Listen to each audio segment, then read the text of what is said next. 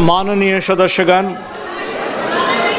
माननीय अध्यक्ष को कई माननीय सदस्यों द्वारा कुछ विषयों पर स्थगन प्रस्ताव की सूचनाएं प्राप्त हुई है। माननीय अध्यक्ष ने स्थगन प्रस्ताव की किसी भी सूचना के लिए अनुमति प्रदान नहीं की है। आइटम नंबर 2, माननीय श्री गजेंद्र सिंह शेखावत जी। Sir, with your permission, I rise to lay on the table of the House the papers mentioned against my name at serial number 2 in today's list of business. Thank you. Thank you, sir. माननीय item number 3, माननीय doctor Jitendra Singh ji. Speaker sir, with your kind permission, I rise to lay on behalf of my colleague Shri Arjun Ram Meghwal ji on the table of the House papers pertaining to the Ministry of Parliamentary Affairs listed against his name at serial number 3 of today's revised business. Item number 4, माननीय श्री जयंत चौधरी जी। Thank you, sir. With the kind permission, I rise to lay papers on the table of the House mentioned against my name at serial number 4 of today's business. లోక్సభలో speaker పై అవిశ్వాస తీర్మానానికి India కూటమి ప్రయత్నిస్తోంది. Speaker Om Birla తీరుపై విపక్షాలు అసంతృప్తిగా ఉన్నాయి. దీనిపై ఖర్గే నివాసంలో విపక్ష ఎంపీలు భేటీ అయ్యారు.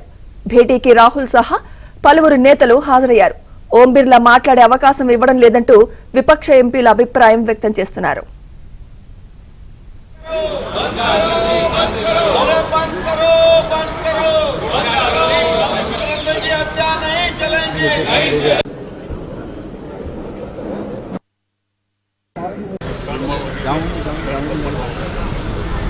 आपका इंडिया वाला नहीं आया।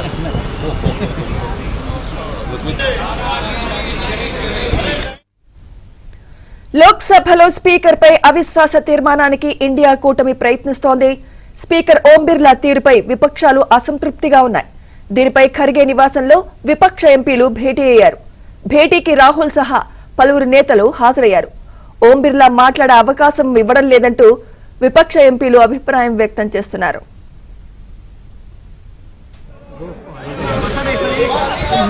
एक साथ कर लेते हैं सर।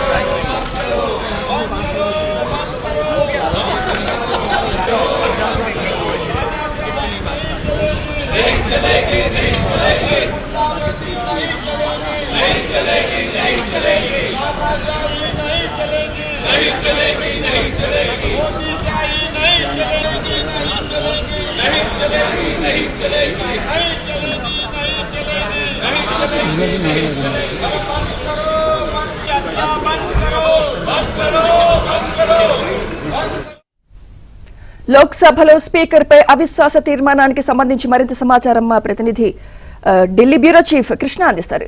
కృష్ణ. సుమిత్ర, ఈరోజు లోక్సభలో ఒక కీలక పరిణామం జరిగిందని చెప్పొచ్చు. ఏదైతే లోక్సభ స్పీకర్ ఓం బిర్లా ప్రతిపక్షాల పట్ల వివక్షత చూపుతున్నారు. ఆయన అందరికీ సమానంగా అవకాశం ఇవ్వటం లేదు, కేవలం అధికార పక్షానికి మాత్రమే ఇస్తున్నారు. అధికార పార్టీ స్పీకర్ని అడ్డం పెట్టుకొని మొత్తం సభను నడిపించాలని చూస్తున్నారు. స్పీకర్ అందరికీ సమాన అవకాశం ఇవ్వాలి. ఆయన ఎటువంటి పక్షపాతం లేకుండా ఏ పార్టీ వైపు కొమ్ము కాయకుండా అందరికీ కూడా మాట్లాడే అవకాశం ఇవ్వాలి. రాజ్యాంగం ప్రకారంగా ఆయన నడుచుకోవాలి. కానీ స్పీకర్ ఓం బిర్లా మాత్రం అలా కాకుండా ఒకరి వైపే మొగ్గు చూపుతున్నారు. కాబట్టి ఆయన పైన అవిశ్వాస తీర్మానం పెట్టాలని విపక్షాలకు సంబంధించినటువంటి సభ్యులంతా నిర్ణయించారు. ఈరోజు ఇటు లోక్సభ రాజ్యసభలో అదేవిధంగా లోక్సభలో ఈ యొక్క కాంగ్రెస్ పార్టీకి సంబంధించినటువంటి ఎంపీలంతా మల్లికార్జున్ ఖర్గే కార్యాలయంలో సమావేశమయ్యారు. ఆ సమావేశానికి రాహుల్ గాంధీతో పాటు ఇతర పార్టీలకు సంబంధించినటువంటి ఫ్లోర్ లీడర్లంతా హాజరై స్పీకర్ పైన అవిశ్వాస తీర్మానం పెట్టాలని నిర్ణయం తీసుకున్నారు. అయితే అది ఇంకా అధికారికంగా ప్రకటించలేదు. అయితే స్పీకర్ పైన ఇప్పటి వరకు కూడా స్వతంత్ర భారతదేశ చరిత్రలో ఇంతవరకు కూడా ఎప్పుడు కూడా స్పీకర్ పైన అవిశ్వాస తీర్మానం పెట్టలేదు. కేవలం 1951లో తొలి లోక్సభ స్పీకర్ మావలంకర్ పైనే ఈ తీర్మానాన్ని ప్రవేశపెట్టారు. అయితే అది తీర్మానం వీగిపోయింది. అప్పుడు అంతవరకు కూడా లేదు. అయితే స్పీకర్ పైన తీర్మానం పెట్టాలంటే లోక్సభలో ఉన్నటువంటి నియమావళి రూల్ నెంబర్ 184 ప్రకారంగా ఒక 50 మంది ఎంపీలు సంతకం చేసి ఈ యొక్క అవిశ్వాస తీర్మానాన్ని ప్రవేశపెట్టచ్చు. ఆ తర్వాత అవిశ్వాస తీర్మానం పైన చర్చ జరుగుతుంది, ఓటింగ్ జరుగుతుంది. ఓటింగ్ కనుక ఆయనకి అగెన్స్ట్గా వస్తే స్పీకర్కి అగెన్స్ట్గా స్పీకర్ రాజీనామా చేయాల్సి ఉంటుంది. ప్రభుత్వం మాత్రం పడిపోదు. కానీ అవిశ్వాస తీర్మానం ప్రభుత్వం పైన అవిశ్వాస తీర్మానం పెడితే ప్రభుత్వం అవిశ్వాస తీర్మానం కనుక నెగ్గితే ప్రభుత్వం పడిపోతుంది. కానీ ఇక్కడ మాత్రం స్పీకర్ పైన అవిశ్వాస తీర్మానం నెగ్గితే స్పీకర్ మాత్రమే రాజీనామా చేయాల్సి ఉంటుంది.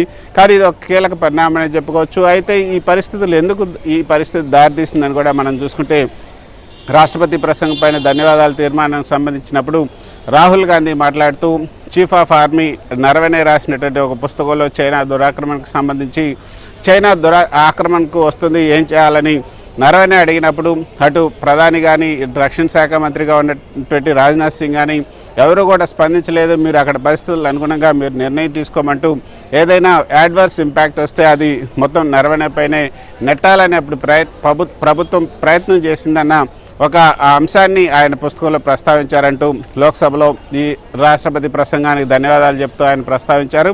అయితే అసలు నరవణే పుస్తకమే పబ్లిష్ కాలేదు. పబ్లిష్ కానటువంటి ఒక పుస్తకం నుంచి మీరు ఎలా కోట్ చేస్తారంటూ ఆయన రాహుల్ గాంధీని అడ్డుకున్నారు. అటు అమిత్ షా అదేవిధంగా రాజ్నాథ్ సింగ్ అందరూ కూడా బీజేపీకి సంబంధించిన సభ్యులంతా అడ్డుకున్నారు. ఆ తర్వాత అసలు ఆయన రాహుల్ గాంధీని మాట్లాడడానికి కూడా అవకాశం ఇవ్వలేదు. అందుకే విపక్షాలన్నీ కూడా అధికార పార్టీకి సంబంధించినటువంటి సభ్యులపైన మొత్తంగా తీవ్ర ఆగ్రహాన్ని వ్యక్తం చేస్తూ అప్పటి నుంచి కూడా సభ జరగకుండా మొత్తం సభ అంతా కూడా ఇటు లోక్సభలో కానీ రాజ్యసభ కానీ మొత్తం సభ స్తంభింపజేశారు సభను. ఆ తర్వాత ప్రధాని మోదీ కూడా రాష్ట్రపతి ప్రసంగానికి ధన్యవాదాలకు సంబంధించి ముగింపు ప్రసంగాన్ని కూడా మోదీ చేయలేకపోయారు. మోదీ సభకు రాలేకపోతున్నారు. దానికి కారణం విపక్షాలకు సంబంధించినటువంటి మహిళా ఎంపీలను అడ్డం పెట్టుకొని ఆయన పైన దాడి చేయబోతున్నారంటూ తనకు విశ్వసనీయ వర్గాల నుంచి సమాచారం అందింది. అందుకే ఆయన సభకు రావద్దని నేనే చెప్పానంటూ ఓం బిర్లా కూడా స్వయంగా ఈ యొక్క సభలోనే చెప్పడం కూడా అందరూ కూడా ఆశ్చర్యపోయారు. సో దేశ ప్రధానికి అది అత్యంత కట్టుదిట్టమైనటువంటి భద్రత ఉన్నటువంటి పార్లమెంట్లోనే ఆయనకు సెక్యూరిటీ ప్రాబ్లం అని చెప్పడం అన్నది అందరినీ కూడా ఆశ్చర్యచకితులు చేసిందని చెప్పుకోవచ్చు. సో 2004 తర్వాత అంటే 20 సంవత్సరాల తర్వాత ఇప్పుడు ప్రధాని ప్రసంగం లేకుండా రాష్ట్రపతి ధన్యవాదాలకు సంబంధించిన తీర్మానం పైన ఒక చర్చ ముగిసింది. అయితే గతంలో కూడా ఇదే కాంగ్రెస్ పార్టీ అధికారంలో ఉన్నప్పుడు అప్పుడు మన్మోహన్ సింగ్ అధికారంలో ఉన్నప్పుడు ఆయన కూడా ఇలానే చేశారు. ఆయన మాట్లాడనీయకుండా బీజేపీ సభ్యులు ఆ రోజు అడ్డుపడ్డారు 2004లో. సో మళ్ళీ ఇప్పుడు బీజేపీకి సంబంధించినటువంటి మోదీ సభలో ప్రసంగించకుండా ఈ యొక్క రాష్ట్రపతి ప్రసంగానికి ధన్యవాదాలకు సంబంధించినటువంటి చర్చను ముగించారు. సో దీనికి సంబంధించి రాహుల్ గాంధీ నిజానికి ఒకవేళ ప్రధాని కనుక మోదీని కనుక అనుమతిస్తే దానికి ముందు ఎల్ఓపికి అవకాశం ఇవ్వాల్సి ఉంటుంది. ప్రధాన ప్రతిపక్ష నేత అయినటువంటి ఎల్ఓపి మాట్లాడిన తర్వాతనే రాహుల్ గాంధీ మోదీ మాట్లాడాల్సి ఉంటుంది. ఆయనకు అవకాశం ఇవ్వకూడదన్న ఉద్దేశంతోనే ప్రధాని మోదీ ప్రసంగాన్ని కూడా లేకుండా చేశారంటూ విపక్షాలు మండిపడుతున్నాయి. అందుకే స్పీకర్ పైన అవిశ్వాస తీర్మానం పెట్టాలని చూస్తున్నారు. సో రూల్ నెంబర్ 182 ప్రకారంగా ఆయనకు నోటీసులు ఇవ్వాలనుకుంటున్నారు. అయితే స్పీకర్ని అవిశ్వాస తీర్మానం అంటే ఆయనకు కాకుండా సెక్రటరీ జనరల్కి నోటీస్ ఇవ్వాల్సి ఉంటుంది. ఆయనపై తీర్మానం అన్నప్పుడు డిప్యూటీ స్పీకర్ లేదా ప్యానెల్ స్పీకర్ ఆధ్వర్యంలో ఈ చర్చ అయితే జరుగుతుంది. రైట్. Thank you Krishna.